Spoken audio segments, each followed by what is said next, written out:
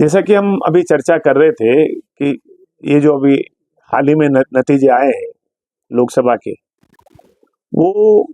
अगर मैं महाराष्ट्र के परिप्रेक्ष्य में देखूं, क्योंकि महाराष्ट्र में आगामी 4-5 महीने बाद चुनाव का बिगुल बजने वाला है विधानसभा का, और राज्य की सरकार को एक बार फिर चुनने का काम होगा। और कल के नतीजे को अगर हम देखें तो जिस तरह से एक असमंजस का वातावरण निर्माण हुआ है, न एनडीए मजबूत दिख रहा है, न इंडिया मजबूत दिख रही। जनता ने एक लोकलाइज कॉन्स्टिट्यूंसी टू कॉन्स्टिट्यूंसी अलग अलग अपने विचार जनता ने मतदान के माध्यम से प्रकट किए। चाहे अगर हम मराठवाड़ा में चले जाएं तो किसी एक दल या एक गठबंधन का जोड़ दिखता है, विदर्भा में चले जाएं तो हमें सिर्फ कांग्रेस का जोड़ दिखता है, अब मुंबई चले आए तो शिवसेना उद्धव ठाकरे का मजबूती दिखती है, हम थोड़ा सा और आगे चले जाएं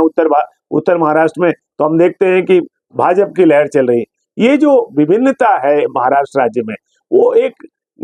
बता रही है कि विभिन्न क्षेत्रों में अलग अलग गठबंधन या अलग अलग दलों ने अपने हिसाब से एक अपना असर छोड़ा है इन लोकसभा के चुनावों में, और वही कम 3-4 महीने बाद जब चुनाव विधानसभा का होगा वो कमोबेश कायम रहेगा। लेकिन कुल मिलाकर हम प्रतिशत के माध्यम से देखें तो हम देखते हैं कि इंडिया गठबंधन के मुकाबले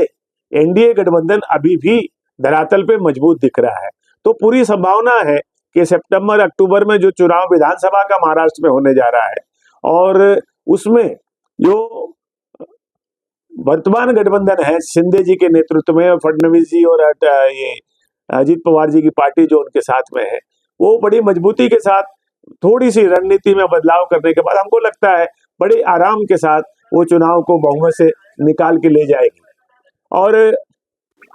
आगामी विधानसभा के चुनाव में एक बार पुनः एनडीए सरकार, जिसमें भारतीय जनता पार्टी मुख्य रूप से हो, शिंदे जी की शिवसेना हो और अजीत पवार जी की राष्ट्रवादी है, और भी कोई छोटे मोटे दल जैसे रासपा वगैरह जुड़ सकते हैं उसमें। और इस तरह से मुझे लगता है कि कल का जो रिजल्ट आया है लोकसभा का, वो इस बात की तरफ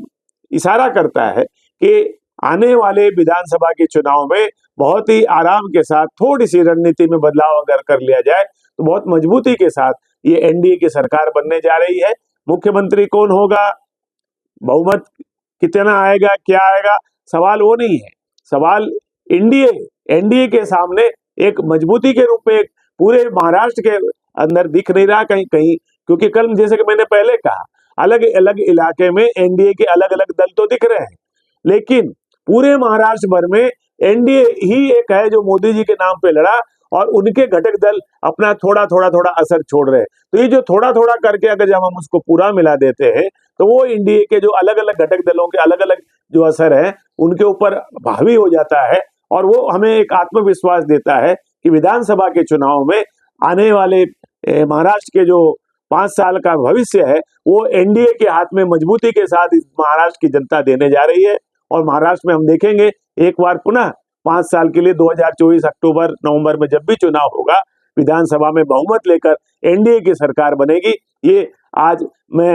ये जो लोकसभा के चुनाव के नतीजे हैं उनके आधार पर बहुत ही आत्मविश्वास के साथ विश्लेषण के रूप में कह सकता हूं।